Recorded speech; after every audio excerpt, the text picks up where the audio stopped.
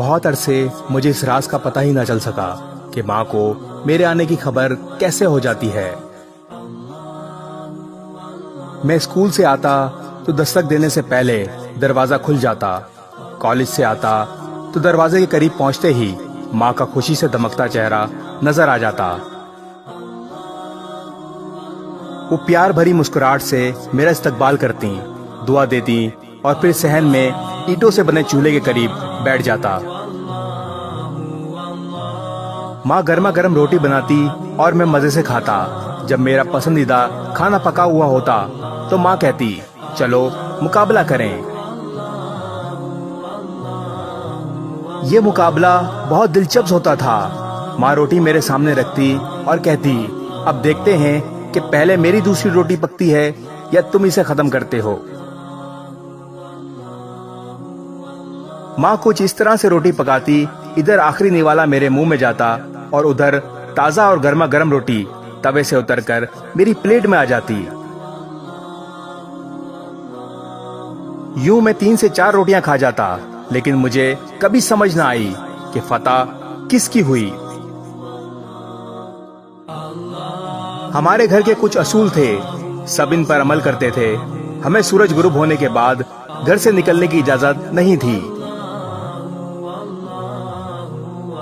لیکن تعلیم مکمل ہونے کے بعد مجھے ملازمت ایسی ملی کہ میں رات گئے گھر آتا، مگر ماں کا وہی مامور رہا۔ میں فجر کے وقت بھی اگر گھر آیا تو دروازہ خود کھولنے کی ضرورت کبھی نہ پڑی۔ لیٹ ہو جانے پر کوشش ہوتی تھی کہ خاموشی سے دروازہ کھول لوں تاکہ ماں کی نیند خراب نہ ہو، لیکن میں ادھر جیب سے چابی نکالتا اور ادھر دروازہ کھل جاتا۔ میں ماں سے پوچھتا تھا کہ آپ کو کیسے پتہ چل جاتا ہے کہ میں آ گیا ہوں؟ وہ ہنس کر کہتی، مجھے تیری خوشبو آ جاتی ہے۔ پھر ایک دن ماں دنیا سے چلی گئی۔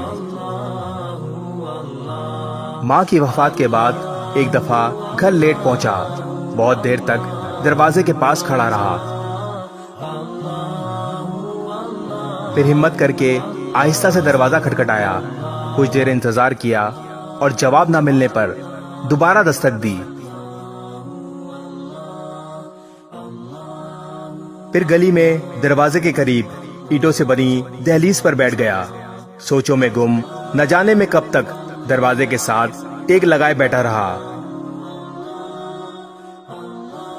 اور پتہ نہیں میری آنکھ کب لگ گئی۔ بس اتنا یاد ہے کہ مسجد سے اذان کی آواز سنائی دی۔ کچھ دیر بعد سامنے والے گھر سے امی کی سہیلی نے دروازہ کھولا، وہ تڑپ کر باہر آئیں، میرے سر پر ہاتھ رکھا اور بولی، بیٹا تمہاری ماں گلی کی جانب کھلنے والی تمہارے کمرے کی کھڑکی سے گھنٹوں جھانکتی رہتی تھی۔ ادھر تو گلی میں قدم رکھتا تھا، وہ ادھر بھاگم بھاگ نیچے آ جاتی تھی۔ پھر انہوں نے آپ دیدہ نظروں سے کھڑکی کی طرف دیکھا اور بولی، بیٹا یہ کھڑکی اب کبھی نہیں کھلنے والی۔ کچھ عرصے بعد میں دوسرے شہر چلا گیا، جہاں میں 11 سال سے مقیم ہوں۔ سال میں 1-2 دفعہ اپنے گھر جاتا ہوں۔